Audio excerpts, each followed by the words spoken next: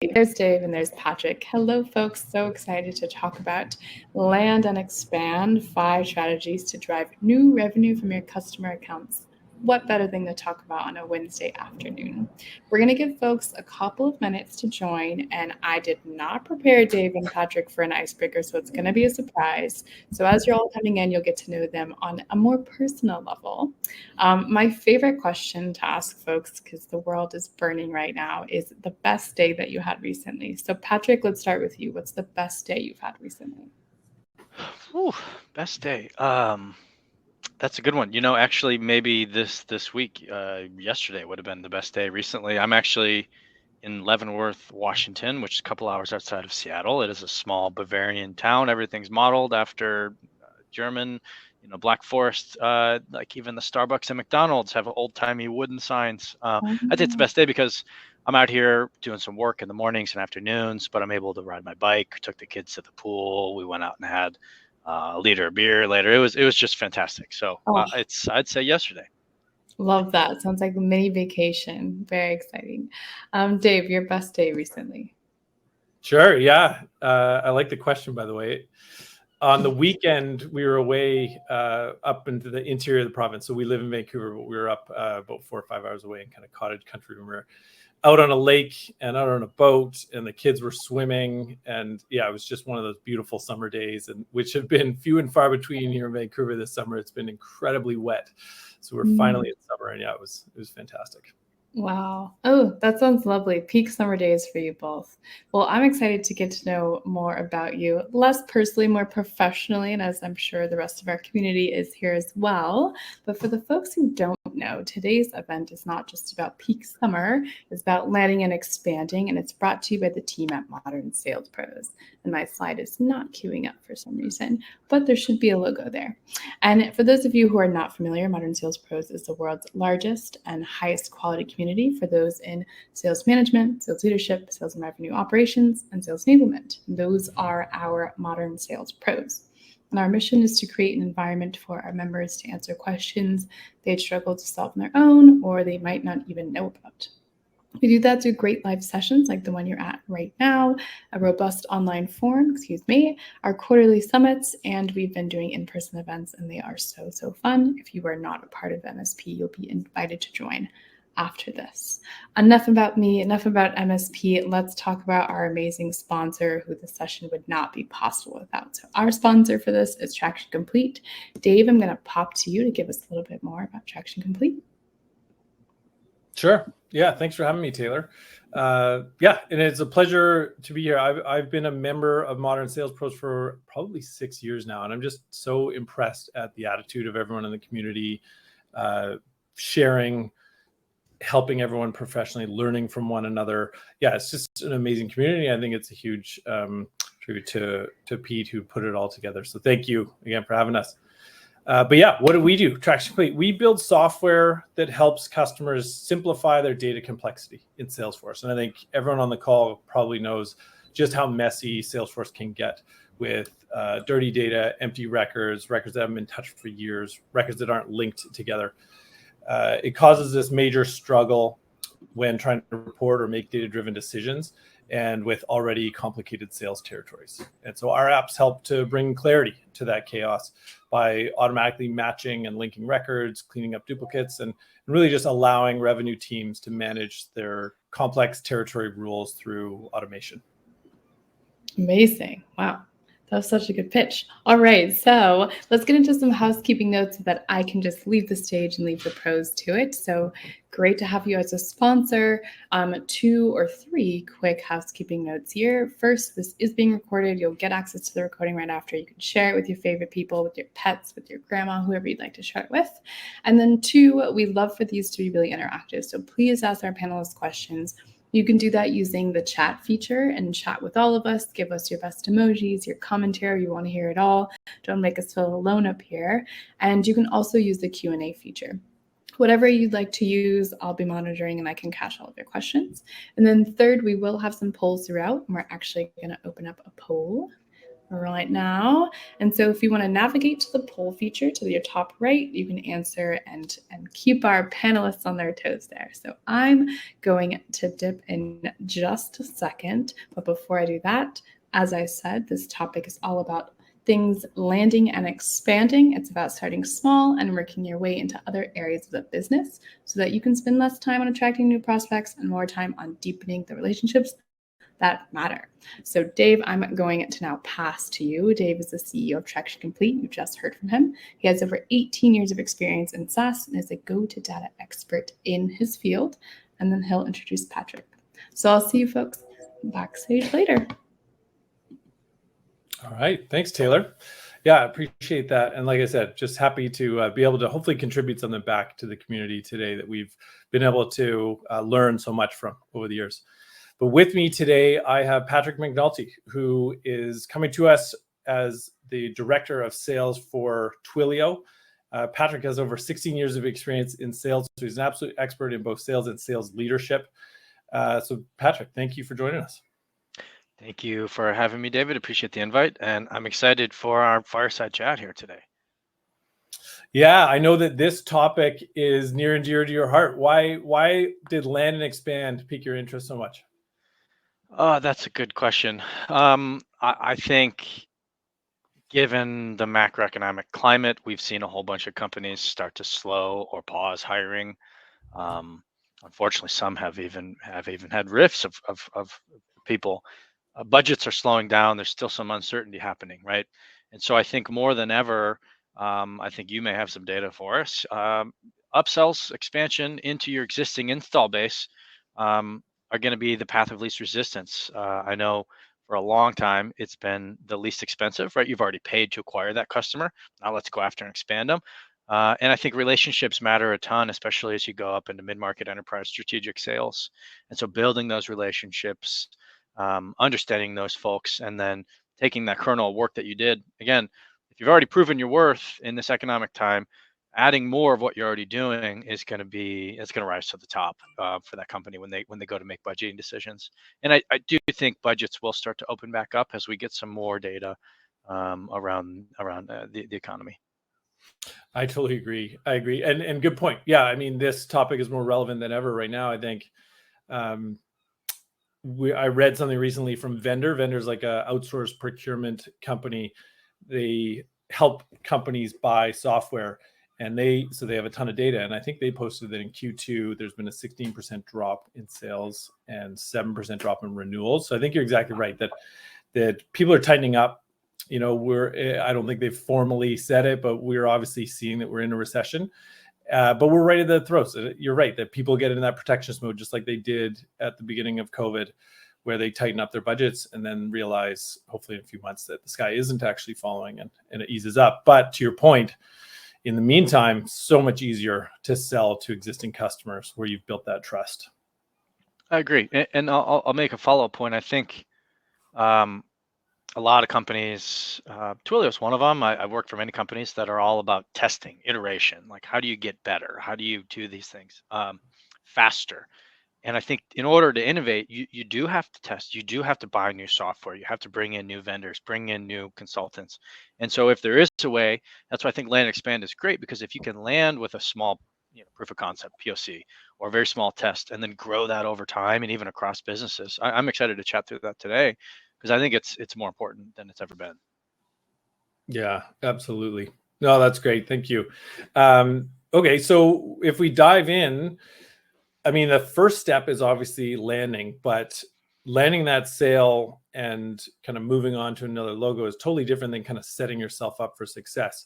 So where do you start? Like, what does that look like either at Twilio or any past businesses you've been at? Yeah, I think we'll get into contracts and mechanisms and those tactics in a second, but I think it starts with people. You have to understand that these are people. They're not prospects. We like to call them prospects. We like to call them leads, et cetera. But these are humans on the other side of that, right? And they have motivations individually. Their business unit has goals and other motivations and politics. And then you have the larger org. They have their different goals as well. And sometimes those aren't always in alignment. A lot of times they are. But you really have to understand, I would say, the person, understanding that buyer persona. We talk a lot about that. Marketing enablement is always feeding new buyer personas and giving people how to sell. And I do think that's the foundation, understanding who is buying from you and why they're buying. And then again, not just their role, if they're a product marketer, if they're in engineering, if they're in operations, but what are they motivated by? I was just chatting with my team yesterday about procurement. What are procurement's motivations? Well, a lot of times procurement, well, first of all, procurement is there to reduce enterprise risk. But a lot of times procurement folks are actually incentivized or maybe have an annual bonus if they can get certain percentage decreases, right, in that contract. So it's thinking about what motivates this person, what are they goaled against? And that's huge. I don't know what you've seen in the people side. You know, you're a CEO, you manage a large team, you've been very successful yourself. You know, how do you think about that, David, around people? No, I think you're exactly right. Greg Malpass, he was the founder of Traction Automotive, is famous in saying that people buy, but companies pay. And that if you can make that person successful and that you can highlight amongst their business that they have made this major contribution, you're going to have an absolute champion and advocate of you for life.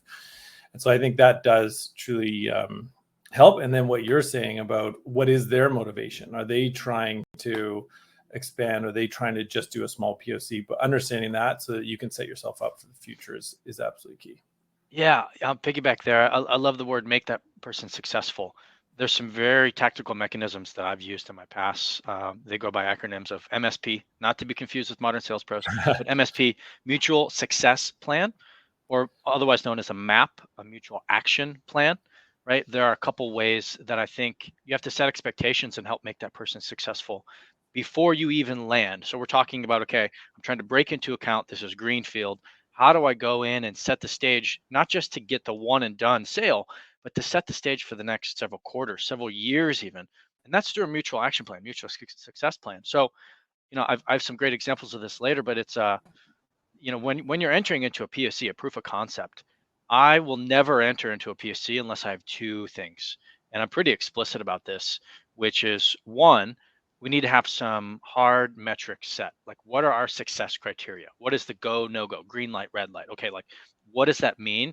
I'm going to sell you this product. We're going to test it for 90 days. What does a success look like? Let's be diligent about writing that down with our customers, and we have to have this shared document. So this map or MSP is not a document I'm pushing on them to say this is my document. No, this is a co-ownership. So you have to have that. You have to know that person, the relationship, and build it. Say, hey, I'm going to build this with you because we're going to take this document, this mutual action plan, and I'm going to help enable you to pitch this to your boss and to procurement and to the other orgs that we have to go now sell to. Like, as a salesperson, I'm no longer I'm not a seller. I'm a buyer enabler. And so this mutual action plan sets the stage for we're going to land. Here's what that landing looks like. And I didn't mention the second piece that I won't enter into a POC without, which is I need to know what's on the other side of this. So we need to be able to set, and maybe we start, maybe, you know, and we don't talk to procurement today, but if we can have that in our timeline of here's what the next 90 days looks like. After 90 days, we're entering into a year contract or month to month or 3 year or whatever your SaaS mechanisms are, right? But it's super important, super critical that you set that mutual plan today in writing, and it is mutual for a reason. This is, hey, we co-own this document. I'm now here to help you. David, if you're the person that wants this product, I'm going to help you sell internally and pitch this internally. And that's so critical to have that. I you know, I don't know if you've seen some success with that yourself, David, or been a participant in those type of documents, but I've seen tremendous results from it. Yeah, well, and I've seen the opposite as well. I think it's such a great idea because it's so easy for a buyer or potential prospect to say, well, let's do a proof of concept, right? But when you sit down and actually have them think through, okay, well, why are you doing that POC? What do you want to get out of it? And what's really your go, no go decision based on that POC? It gets them thinking, and it gets them probably talking and collaborating with others as well, because a POC is a lot of work, right? And so you want to do that give get. And I think I love that you put it in the buyer perspective, and you're kind of enabling their buying experience by getting them to work on what their action plan should be, because some of them don't even know. Like some folks that you'll talk to haven't bought software before, or maybe not in that organization. Critical. again, piggyback right on, maybe they haven't bought software. How do you know that? Well, you have to test them. You have to ask them, hey, have you purchased software like this? Have you purchased a $200,000 product, or maybe 20,000, or $2 million product? Like, what's their experience? And even what's their experience within that company? Do they know the processes? Do they know the thresholds for finance and procurement? Do they know what their boss and their CEO is looking for KPIs and success criteria? And you have to outright just ask your champion. There's a great deal framework for assessing the viability of a deal. It's called MEDPIC. It used to be called MEDIC. They've evolved it at MEDDPICC. One of those C's is your champion, and you have to build a strong champion. You have to find out who is a mover and a shaker. I think David, last week you and I chatted around this concept of rock stars and superstars. It's a different concept from Radical Candor, a great book, but concept of rock stars and superstars, you have to know what that person cares about. Rock stars want to be experts in their field. Engineers, analysts are often like this. You see Eng5, engineering 5, Eng6, Eng8, right? All these levels that just specialize. Or are they a superstar? Are they trying to get up in the org? Are they trying to get to somewhere else? Identify their personal motivators. Start to ask them about that, and then show them how you can help enable them to further their own goals while furthering the company goals. And again, that's called testing the champion. Like, are they willing to take you, whether they're a rock star or superstar, or use this word mover and a shaker? Are they willing to take you and put their neck on the line to their boss, to the head of marketing, to the head of engineering, to the product person, whoever, all the folks that are on that buying committee? You need to have a really strong champion to get a deal done. Or else, if you don't, they're probably just a coach. They're just coaching you on what the org is like, but you need somebody who's going to take that proposal, take that map to the right folks to get this done, or else you're probably not going to have a deal. Frankly, it's not going to get done. That person is not going to be able to sell internally for you if they're not willing to do that. Oh, it's so true. And you mentioned buyer committees there. I think you were explaining to me that you're seeing more and more than ever, more people than ever in these buying committees. Is that right? Oh, big time, big time. I don't have hard and fast stats for you, but often several years ago, 5, 10 even, you'd be talking to one or two people maybe. Um, I'm seeing 6, 8, maybe 10 folks in a deal across departments. Twilio is unique in that we sell to engineering, we sell to product, we sell to marketing, we sell to analysts, we sell to operations, we sell to call centers, and a lot of our solutions bridge multiple people. So if that champion, going back to testing them, if they're not bringing other people into the deal, that's a red flag. So what I coach my sales team and what I try to help them do is we try to get one executive alignment, whether myself or my executives, my VPs, I'll bring them in to try to align from a title match perspective. I also need to do what's called multi-threading. It's not a new concept. It's a new word that we've applied to this old enterprise way of selling, which is I'm going to go out and find multiple people in the org and test if they can also be coaches for me and they can give me more intel, or are they truly on the buying committee? Because I may not be explicitly introduced to these folks, I need to go out and hunt for new, I'll use the word prospects inside that company. Even if I've got one person, I need to go reduce the deal risk by finding additional folks who want to say, oh yeah, that is useful, or that can add value. Even if it's not the primary user or the functional user, you can add value to multiple people. So if you attach a ton of different divisions or orgs to that, again, the likelihood that you're going to land your product or your solution or your services is going to be much higher, right? No kidding. We saw so many deals fail or at least stall during COVID, during that kind of great resignation, as people were leaving businesses. So you'd be working with a great champion but weren't multi-threaded, and all of a sudden your champion leaves, and all of a sudden your deal's kind of dead in the water. Yeah, you got to start from ground zero, because you don't know how much work they've done internally, how much they broadcast the message yet or not. Yeah, no doubt. It's like the rug gets swept out. So yeah, I always try to get looped in to procurement early. I think that's the mark of a seasoned buyer. If they're willing to introduce you to procurement pretty early, to at least seed your legal documents, your MSA, your mutual NDAs, everything like that. If they really see like, hey, I know you may not be ready to purchase, you haven't verbally said yes, you want to go with us, but if we can at least make that connection to those people, that's the sign of a seasoned buyer, because they're like, yeah, please take that off my plate. You go work on them, I'll go work on some other things. So having that, not just with one person, but with multiple people, Yeah, case in point around the Great Resignation, people just leaving, and boom, there goes your opportunity inside that company. Yeah, exactly. So I think it was a great suggestion to be multi-threaded. How do you enable your teams for that? Like as the sales leader, is it coaching, is it training, is it process, or what does that look like? Yeah, I think it's that mindset shift. I mentioned it earlier that I don't view myself or my sales team as salespeople. We are. I go to Dan Pink. He's a sales psychologist. He says everybody's a salesperson. If you're a dentist or a doctor, you're trying to sell your patients to eat more broccoli or something, right?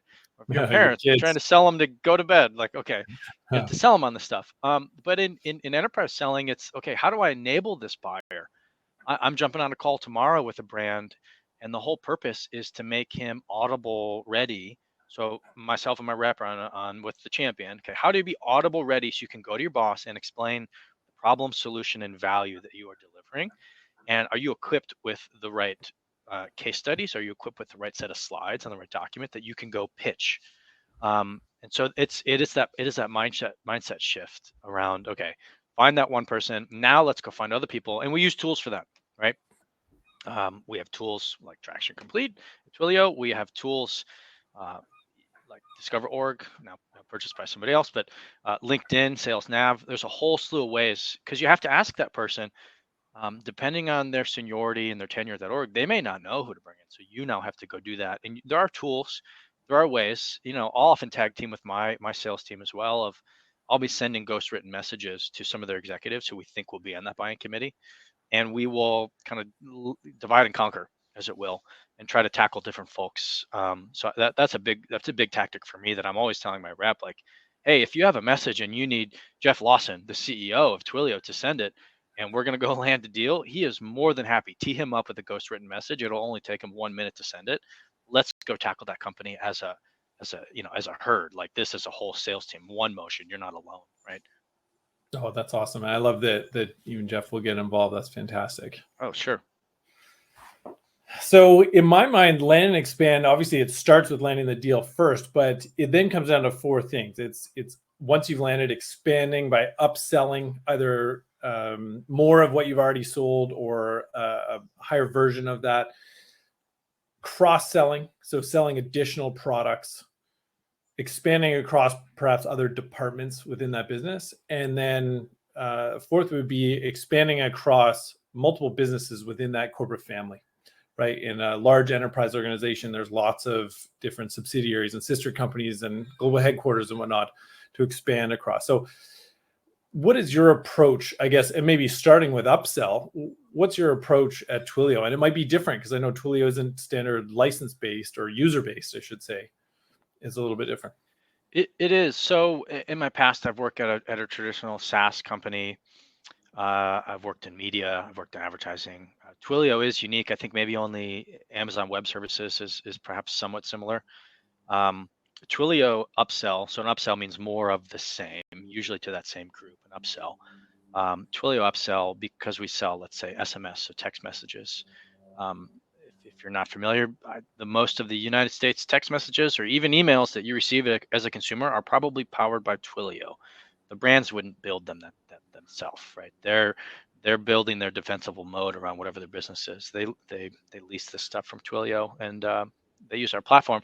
So a lot of times for us, it's a usage-based upsell. So we have a variety of mechanisms. We're mining our usage dashboards. So we have a whole bunch of data that we can pull to say, here's people, they're creating new accounts, they're sending more messages. Oh, they just added this other type of SMS or verify solution or an email or whatever it is, right? Okay, wow, they're starting to use more and more.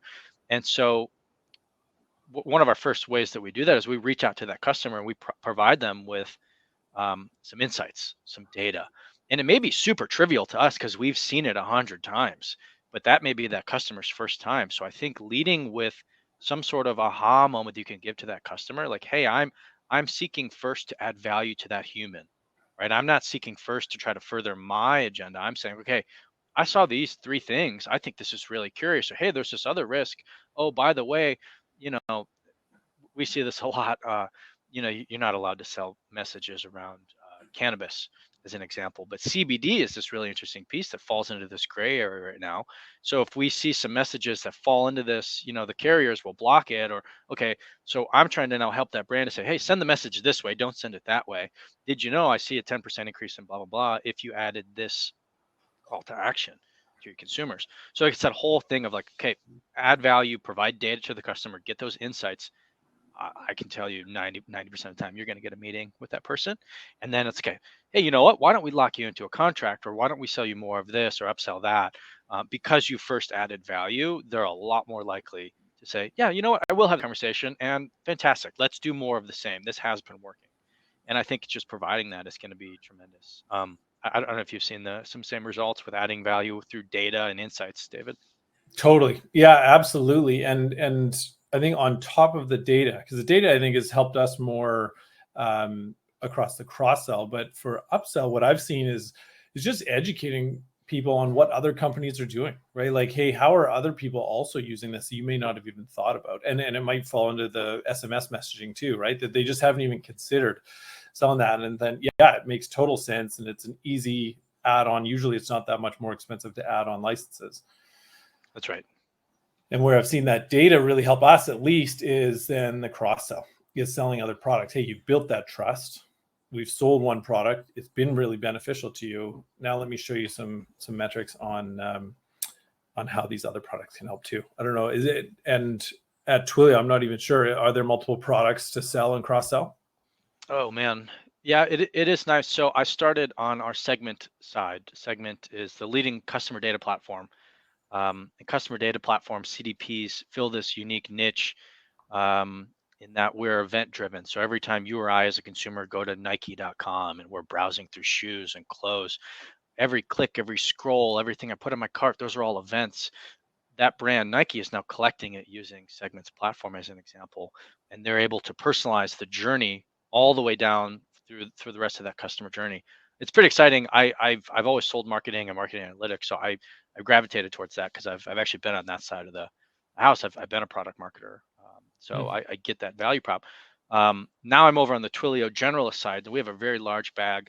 It can be pretty daunting for somebody new to Twilio because yeah, we've got, like I said, customer data platforms. We have Flex, which is a call center solution. It's all API driven. We help brands send SMS, email. The list goes on, and this is global, right? So we have a large bag, and it is challenging to cross sell because you have to have a pretty good, not just 101, but even 201 level knowledge of the products to be able to audible on calls based on what you hear. That takes some time. Luckily, I know we're not getting too much into the sales ops, but we've got a long ramp time. I was actually very surprised. Typical ramps for a SaaS company are 6 months or less. And VP sales, CROs, I was like, let's reduce our ramp. Let's figure out how to train reps faster. Twilio has taken a different approach now because we have such a large bag. We have an 11-month ramp, which is, I think, well above average based on Bridge Group studies I've seen. And so that is to say, yep, we have a ton of things to sell. One of the big ways that I help my reps cross sell is to form a point of view. And we just rolled a formal process out, but this has been a big part of my selling motion for many years now, which is let's segment our customers, our accounts, your current install base into maybe 3 tiers. And you've got to have 5, maybe 10 accounts in your tier ones. Like, these are the most important. They may not be the biggest spenders, but you think it's the best product market fit, or the personas look right. Then you have a whole bunch more tier 2s, and then you might have the rest of all your accounts, hundreds in tier 3. But for those top 5 accounts, go form a point of view. Go figure out what this business cares about. Listen to their earnings transcripts. Look in their 10K. Right, these are old tips of the trade that we've done. But then apply that. Physically write it down. Have a multi-page document. Tag in other leaders from your company. Tag in product. Say, hey, tag in your sales engineers. Let's make these central records so that when you go talk to the customer, when you go prospect, say I've landed with engineering, now I want to go land with product or marketing. I've got a story. I know what the value it is I'm providing today. I'm going to take that. It's a very simple three words, right? Problem, solution, value. I know the problem that I'm solving for engineer in that business. I know the solution I've got that I've deployed at a little bit more technical level. And I've built that relationship with those, so that the engineering lead enough to know the value. And I'll peel back a couple layers here. It's not just the below the line value. Below the line is, I deployed this solution and engineering is able to do this thing now, whatever it is. Like, okay, that's below the line. That's very tactical. You have to then help them translate it into above the line value. Above the line is, okay, what is the C level, VP level gonna care about? Is it operational? Is it strategic? Does it make money? Does it reduce risk? So if I've got that story, that is way more powerful than a third party story, right? I've actually got that own company's words, that own company's value. I can now take that using my point of view to say, like at Twilio, we go, you know what? They're doing SMS, they're doing inbound and outbound calls with us. They've started email. The majority are, they're just passing this through to maybe a legacy on-premise call center solution. I already know the value I'm getting. Let me take this kernel of a story and go work with the CX folks and the operations folks to say, we've got this way better way to do it. And let me just tell you about the value that your company is already receiving as a result. And if you can get your champion to do that for you, great. Oftentimes they may not, and you may also have to just surround that person anyways, because it takes a lot of touches. But that's just one of those pieces that I think, for me, is mapping out the org, understanding from an account plan what my point of view is on this, building that story, and then take. I see about account-based selling. Um, Jeremy mentioned, wow, I'd love to see account-based selling implemented that way. That in a nutshell, you need to start with an account plan point of view. You got to craft that story, and you got to get multiple. It's a team selling approach, to get them, everybody rallied behind this concept of, okay, I've got these accounts. Here's what I'm going to go after, and it's much easier to do it with install based than it would be a greenfield, right, David? Absolutely. Yeah, no question. That's great. And I love that you mentioned a couple of things there, the account plan and operations, because I think operations, I know that there's a whole bunch of folks on the call today that are from operations. So from the ops side, where the team can really help facilitate is highlighting a few things, right? If the sales rep is going to put together an account plan, they want to know what's been sold already and what hasn't, so that they can start to identify where the potential for expansion is. And that may be individual products. If you have a ton of products, it might be product families. It might also be penetration metrics. If you have one product, but you sell multiple licenses or something, to say, well, we could score an account based on how many licenses do we typically sell to a business with 1,000 employees, that sort of thing. And so you could say, hey, are we way overcycled or undercycled? Because the undercycled represents a lot of opportunity here that we can kind of try and go in and expand. And then there's other metrics too for adoption and engagement, right? That they can be kind of those leading indicators for what the potential expansion are. Because if they're fully adopted, great opportunity. If they're not adopted, then you know what work you have to put in, from probably more from the customer success standpoint, but it can help. It's that team environment. And you don't have to run, you don't have to be sprinting. My wife works for a large international fiber provider. She's Anaplan certified. If you've heard of Anaplan, very sophisticated propensity scoring. Like, oh my gosh, just brilliant stuff. But you don't have to start there. Even RevOps can just enable the team through spreadsheets and Excel, right? And then getting that sales leader to look at it, to gut check it, to start to move things around, and just running some specific campaigns, right? We think about engineering working in sprints in an agile environment. Well, sales can do the same thing, right? So just getting them little pieces of data at a time, having them launch campaigns, fire bullets, not cannons, is another, cannonball is another way to do it. Like, don't look for that big, I'm munging a bunch of things here from baseball to whatever, but it's like, test first, right? Iterate, learn. Is that the phrase? Like, do little tests at a time. You don't need to go for the home run and have everything being Salesforce all at once. But that's probably where you're headed, right? To get some software like what you have, David, and which is really sophisticated. But it doesn't have to be. You can start small. You can crawl before you walk and run with something like that for RevOps. Absolutely. Yeah, no question. There's easy things you can do in Salesforce to highlight those activities, those metrics, those penetration stats, that kind of thing. Yep. And the AEs might not use it right away. They may need a little, you may need to kind of push them a bit. You may have to launch a spiff at a certain thing, to a sales performance incentive fund, to a little incentive, a little carrot, if you will. But if you continue to provide that data, it's almost like RevOps, who's RevOps customer? It's the salesperson. So if you think about the same way that I talked about earlier, the salesperson is enabling that buyer internally to go sell. You have to think about it the same way. I'm trying to enable this person.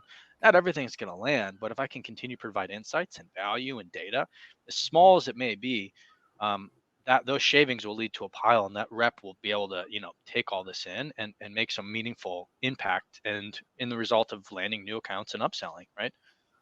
Absolutely, and it's all if those shavings, as you're saying, are passed on to the customers, then it's just marketing, right? It's awareness and education.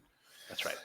I know that we talked about cross-selling products and stuff, and sometimes that leads to selling across different departments of the same company. So new Sure. people. How have you approached that, where you've landed in one department, but maybe trying to get into areas where you've never talked to them before? Yeah, I'll go back to my time, maybe with Aptentive. We were with the top 3 wireless carrier, um, and the problem we were solving, we landed with one small app. If you're familiar, wireless carriers have a whole slew of apps that you can use. Like if I'm a parent, it's actually pretty tremendous now. My kid is 8. In 8 years, he'll be driving.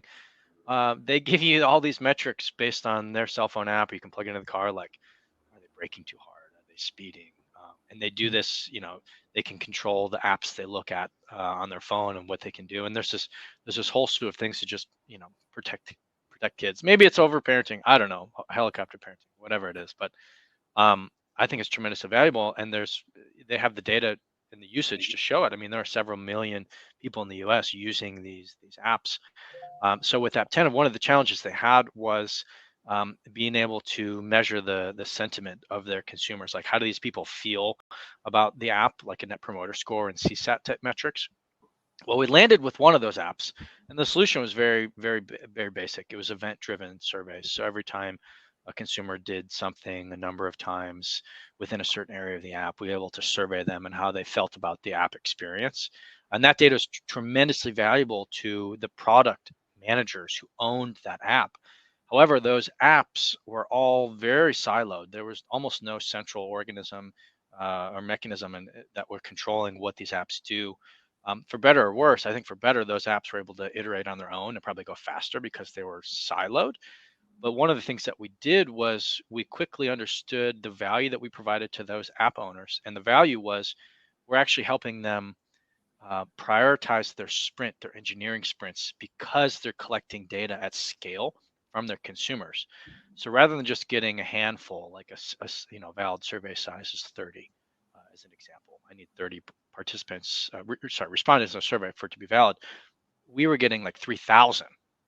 Wow. So they're able to say, okay, wow, I've got 3,000 responses in a period of 6 hours. I can go drive my sprint next week, so I can make this feature and not that feature. Tremendously valuable. Like, let's point our resources at the right things that consumers want. We know this because we have tremendous scale.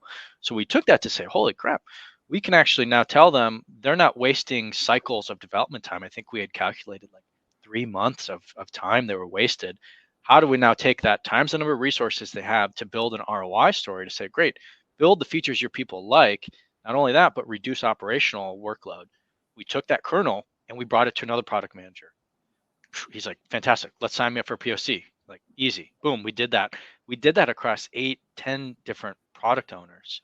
And then eventually we were able to get to a really fun story, which is, okay, now we have the power and the political capital to take this, because they had about 30, 35 apps at this top 3 wireless carrier, to say, okay, I've got a third of your product teams already using this, and they're seeing this value times those, third of those teams. Here's what that means for the org. We should be actually looking at a larger contract. But it started with landing and expanding, building trust, collecting that data, and it took a lot for us to help. Again, this is the piece I call buyer enablement.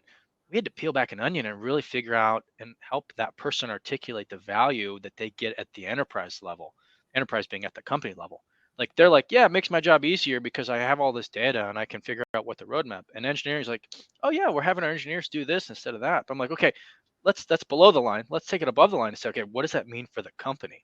How much money are you now making them, or how much time and resources are you saving?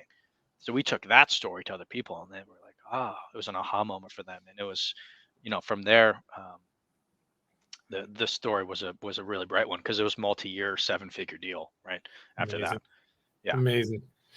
And was the tactic really to get into those other people, just to make the ask of your existing champion of getting into those other people, or were you navigating them yourselves? Mix of both. It was an ask. There's a couple apps that were very complementary, or maybe even had the same engineering base. So if you had multiple product managers on a product line, and then engineers that kind of were shared resources, that was a little bit easier for us, because those PMs talked, the product managers. But a lot of times the PMs were in different parts of the org. And so we did have to go a little bit more of the greenfield approach, which is, you hate to do it, but you have to, which is that cold outreach. But again, if you have a story, the case study always works. That's going to help you crack in. If I am Verizon and I'm using a T-Mobile study to go, try to crack into Verizon, that's helpful. I have that fear, uncertainty, doubt FUD that my competitors are doing something. But if I'm Verizon and I'm taking them a Verizon story, they're like, "Oh, you're already working with us. Great. The barrier's way lower, and you can show me the value. Fantastic." Like, And they can go so even talk if it's to people. greenfield, yeah, that's right. They can talk to those folks, get validation internally, trust it. That's right. Yeah. Oh, But that's amazing. one of the pieces too that, and we're getting a little off topic, but you have to have the leadership at your SaaS company, and the sales leadership has to be patient. But if you're all talking about, okay, it's going to take me 12 or 18 months to break into this account, my goal is to go get 10 of these product lines. Like, let's be clear about there's going to be a timeline here. And you have to have some patience to do that as a company. Not all companies are set up that way. Not all compensation plans reward reps for doing that. So this Mhm. isn't just oh yeah, let's go have somebody land and expand and do this for an account. It's like, you have to surround them with the right rev ops people, the right sales plans, to actually help them do that. Absolutely. Yeah, no, you're exactly right. Patrick, I'm just looking at time here, and Yep. I think we should probably jump to the next step in a lot of companies' expansion maturity, if you will, is once they've now upsold, they've cross-sold, they've expanded to other areas of that business, from a department standpoint. Another untapped area for growth is selling across the family tree. Particularly when you're selling in enterprise businesses, strategic accounts, they have these enormous family trees. Some of them have thousands of locations or branches or subsidiaries, sister companies. They've moved, like Honeywell is a great example I use all the time, where they've moved into aerospace and home services and whatnot. Walt Disney's another great one, right? That they have all their Disney studios, they have their online streaming services, they have their parks. And then, like you said, once you've built that trust, once you have that internal return on investment proof, it makes it so much easier to go and sell. And we've had the pleasure of working with a whole bunch of companies that have been able to sell into these large organizations. And a lot of times what it comes down to is the exact same tactics you've just talked about, right? It's working with your champion, finding out their internal motivations, making success in order to broker into other areas of that business. I think what it really comes down to is an exercise for the operations folks, right? It becomes necessary for them to provide visibility to the sales reps to make them aware that there are all these other areas for expansion, particularly if you have strategic account reps that are only owning one or two accounts, and you put this massive target on them. I know a lot of them have something like a $20 million quota for the year, or $5 million quota from one account. To try and do that year over year, it absolutely becomes necessary to recognize, well, where are the opportunities? We've sold a ton. What else can I do? And so ops, what they can do is help to provide visibility. And there's the first step is usually to work with a data provider, right? There's companies you mentioned, DiscoverWorks, D&B is probably the leader in the marketplace on providing that hierarchy information to show every branch, every location, every subsidiary, global headquarters, that sort of thing. So if the ops team can put that visibility in front of their strategic account reps, their enterprise reps, and even the rest of the business to avoid any territory conflicts, all of a sudden they can create that account plan that you mentioned before. And they can look at, how am I going to approach these companies? What's that low-hanging fruit that's a relevant business, right? They might have a B2C component that isn't relevant, or maybe it is, depending on your business. So if they can give them that visibility, then all of a sudden these account plans can map out not only where they want to get to, but who. And they can use those other data providers to say, who are the people that fit our buyer persona at these roles, at these businesses that I need to go and target. And then they can do it collectively, right? Account-based marketing, targeting the same people, their business development reps, outbound prospecting, and then of course using your champions. And we've found the most success is using champions. And when you've had that success, like you were just talking about, someone is absolutely thrilled with the results of like the apps you were just talking about, that they're very willing to go and find out who are the people that this is going to be relevant for at those other businesses. And so it's this collection of the ops team making the data visible, but the sales team using all those strategies you mentioned to try and approach that. Yeah, no doubt. Yeah, I'd be curious, Dave, if you've, have you seen, how have you brokered relationships or taken those champions with you inside those enterprise accounts? Do you have any examples to share? Yeah, absolutely. So, I mean, one of the best ways is if they're armed with that detail and you've created a great relationship with your buyer, and that's the goal, right? What you were talking about is to even just show them what you're seeing. Like, hey, it looks like you have all these other businesses that are affiliated. Yep. Are you aware of them? Do you talk to them at all? Or do you know who would be able to get us in touch with those? And do you think it would be relevant? We have a great example. My favorite story is that we have a customer that's a front desk sign-in software provider. So you've gone into an office, you had to sign in and fill out your details, and it says so they're going to come, your host is going to come collect you. So for every location or every company, it represents another potential sell.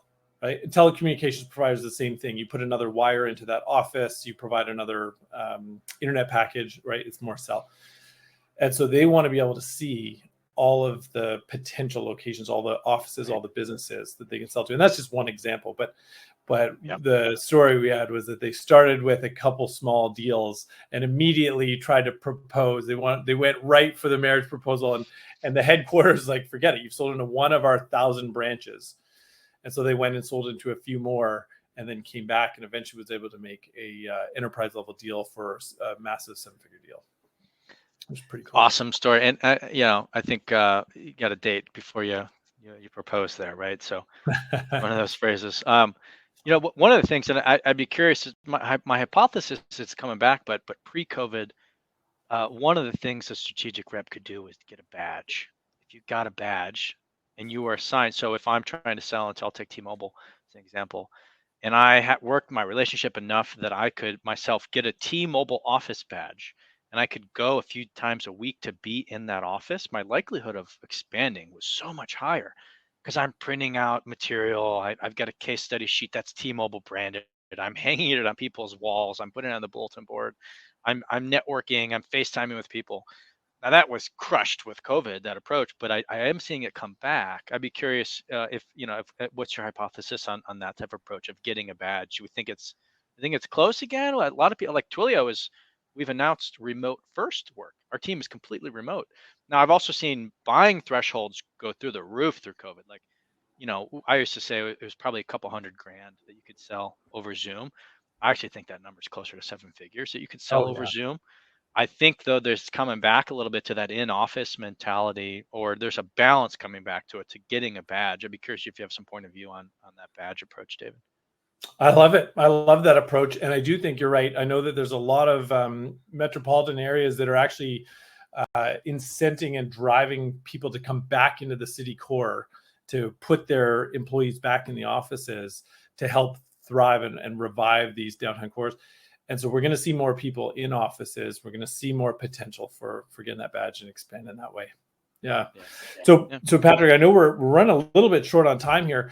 I think we have one more poll question for Taylor to put up. The first question was really around sales, but I think the second one was more around operations and kind of what stage everyone's at in their maturity and what they've done. Yeah. So we have the poll question up now. Where's your sales ops team in facilitating land and expand? So if everyone wants to take a look at that, it'd be great. And in the meantime, I think the last step in any process, whether it's land and expand, it's traditional sales, whatever it may be, is the measurement, right? You talked about it a lot, but it's, hey, how did we do? right? If we set a goal for expansion at the beginning of the year, measuring how that succeeded and then iterating from there and trying to improve over time. What have you seen there as a great way to monitor that, Patrick?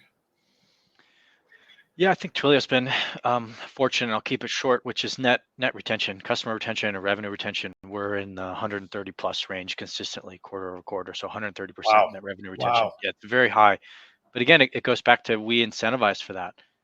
We incentivize the reps for that. We incentivize our customers for that. I'll leave it with some resources again in the spirit of giving. I'm a big fan of unsolicited Tomas Tongos from Redpoint Ventures. Tomas from Redpoint.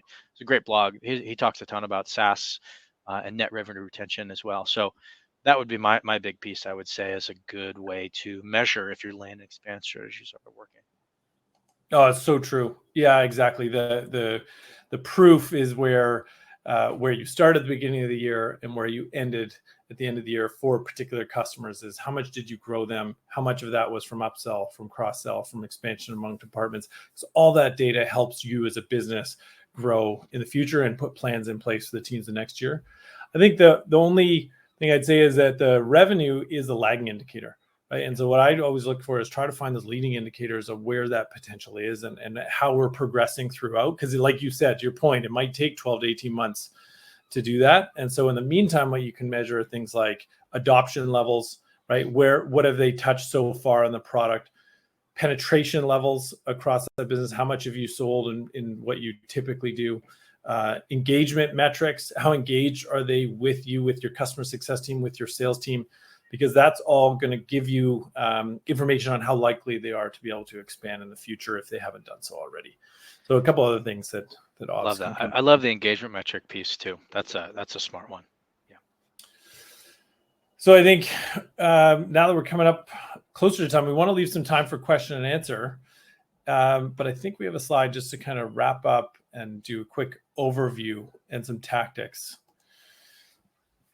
So yeah, I think where we landed was first focus on the people, right? Not the prospects. I love what you said there, Patrick, about focus on their motivations and coaching them, working on those mutual action plans, set those expectations, because that's then going to help you with the cross-sell and the upsell, I should say.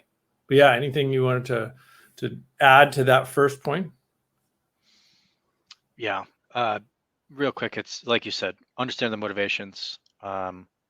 Be able to test them. Are they seasoned buyers? Do they understand? Can they articulate the value they're getting? Not just articulate the technical solution, but can they take that above the line and articulate that value up? As a salesperson, you need to think about how am I enabling that person to be ready and audible ready and have the right material. That's huge. So get that human level connection, David. You're right. Totally. Yeah. And then if you're working on upselling and cross-selling, it's just really learning from that, learning more about that person, but also the business and like, what are the areas of the business that will make sense to grow into? And then of course, work with that champion to get a warm introduction. Warm introduction makes your life so much easier. Sometimes it's necessary, like you said, to do that greenfield cold reach out. But if you have a true champion, they're going to be happy to drive you into other areas of the business. Well, and I'll add just a quick comment. It's not just kind of the necessary evil, it's just a necessary. And from an account-based approach, marketing should already be doing that as well because they're trying to soften the beachhead, right? As it were, of like, okay, everybody's surrounding that account. You may be sending some banner ads and even direct mail that works, right? Every little touch point that you can do to land in that account will help you. Like we also mentioned the really good tactic of executive alignment. Even a cold executive email, say, hey, I know we're working with each other. Just that little touch will help you in the end. Absolutely. Yeah, absolutely. And that if you're successful, and that's why I love this topic, is it's a whole team collaboration. So if your product's great and your customer success team has enabled them and made them successful, then you have that proof, like you were talking about with the apps and the telcos, that you built that trust. And that trust can then help move mountains across other departments. Yeah. And then, of course, oh yeah, go ahead.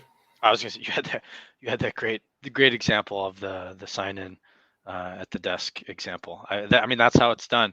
But you have to be cautious not to go too fast too soon, right? You got to earn those stripes, and that takes patience. So, but it takes diligence. It's not just sitting around. You still should have daily, weekly goals and be tracking towards that. But as long as you're all on the same page, that team is rowing in the same direction, you'll see success. So yeah, you had a great story there. Absolutely. Yeah. And then I think that the fourth one there is selling across the hierarchy. And I think that's depending on the business, right? For certain companies, selling physical goods or like the sign-ins or telcos, that's a absolute necessity. But for others, it's once you've penetrated those accounts, where else can I expand? And it's really arming the sales team. So getting that data in front of them, displaying the hierarchy, displaying what's been sold and what hasn't, allowing them to put together that account plan and a relationship map across that business to figure out who are the people we need to get into so that they can expand into other areas of the business. And to your point, a lot of times it is that kind of cold outreach and that collaboration with marketing for account-based marketing into those businesses to warm it up. And then, of course, lastly, to measure it, to recognize how successful you were, and so you can optimize it, so you can improve in the future, so you can set goals the next year. Well, hey, last year, if we did 30%, we're going to set 32% this year. And I mean, those are amazing metrics, by the way. I think a lot of people wish they had 130% net retention. But even if it's 102%, then next year you can shoot for 103, 104, that sort of thing, to improve, put these plans and processes in place for ops teams to put the data visibility in place so that they can put those plans together and make it a whole team collaboration. David, it looks like we did get a question there. Taylor, would you like us to answer that quick, or are you going to answer after? Yeah, I'd love it if you can answer that for us. So we've actually got two questions here. We've got the first one, and I think we should answer the one that's in the chat. My team is running into territory conflicts when selling to other businesses in the family tree. How can we avoid that? And can you answer that question in 3 minutes? We can do it. David, you want to start?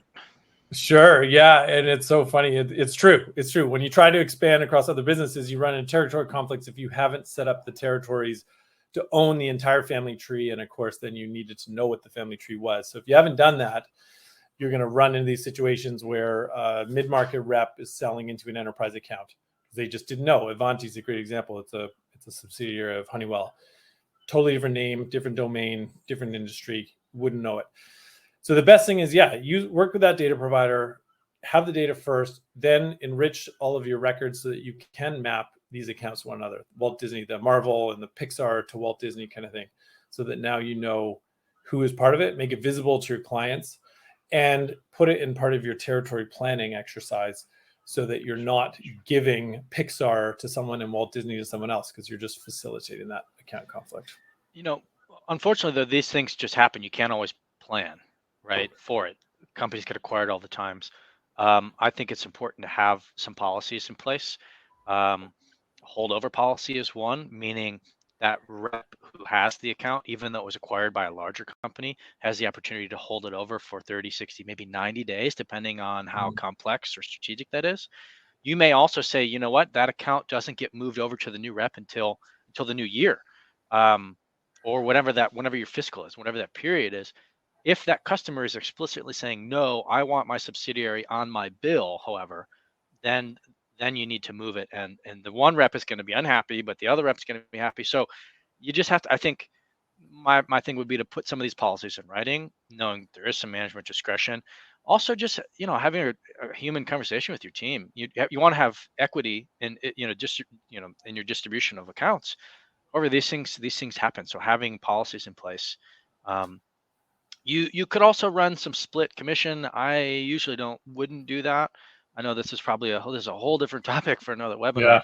But just like David said, try to get it right off the beginning. Know that it's not going to happen. Have some policies in place. Say, okay, if this, then that, then a rep works it, or they don't. And at least it's equitable. It's out there. It's in writing. People can see it. I think that's really important. Yeah, that's fantastic. And the funny thing is, Patrick, we actually did a webinar on this.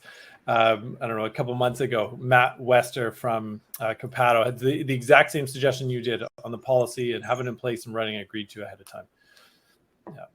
All right, folks, 20 seconds to spare. Thank you so much, David and Patrick, for everything. We are actually going to try and answer your questions in the follow-up email, but thank you all for attending, and happy Wednesday.